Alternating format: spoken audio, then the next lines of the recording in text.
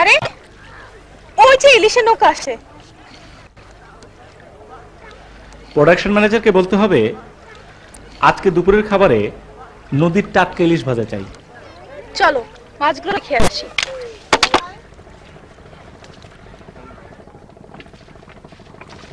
আরে পপিয়া জাহিদ ভাই আপনারা শুটিং করতেছেন? হ্যাঁ ভাই, ঝাপের মাছগুলো দেখি। নিবেন একদম তাজা। আর না না পয়সা দেন লাগবো না।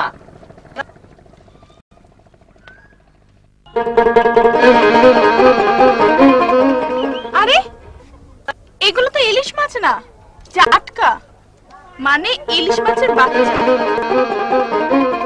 কিন্তু জাটকা মাছ ধরা তো নিষেধ।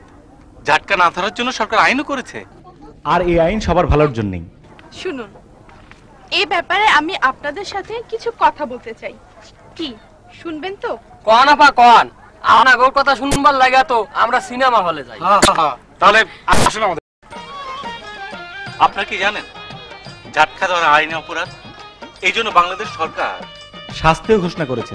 যেমন মনে করেন কেউ যদি প্রথমবার আইন অমান্য করে জাটকা ধরে তবে তার শাস্তি সর্বোচ্চ 1000 টাকা জরিমানা এবং কমপক্ষে 1 থেকে 6 মাসের সশ্রম কারাদণ্ড, মানে 1 থেকে 6 মাসের জেল।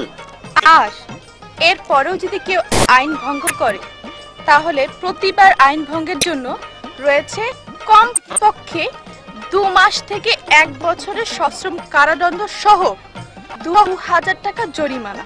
কিন্তু আপা আমরা গরিব যাইলা নদীতে মাছ ধরে খাই, এই সময় নদীতে অনেক জাটকা মারা পড়ে, তাই নইলে কি কইরা খামু?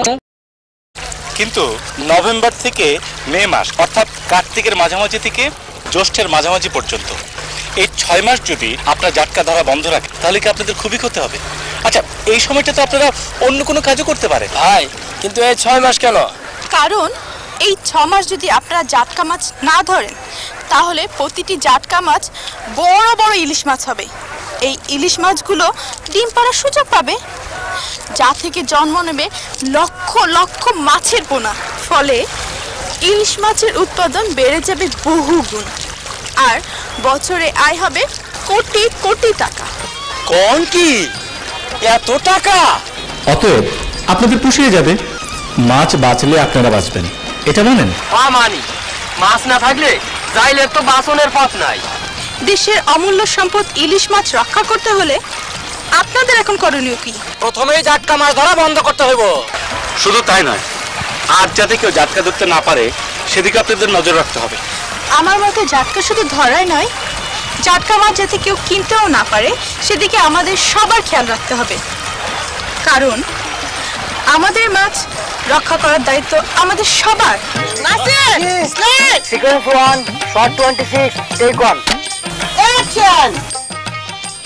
শুধু দর্শক, আপনাদের কাছে একান্তভাবে অনুরোধ করছি আপনারা জাটকা ধরবেন না এবং খাবেন না।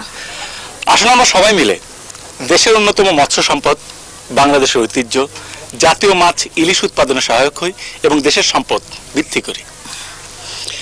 মনে রাখবেন, আজকের জাটকাই আগামী দিনের ইলিশ।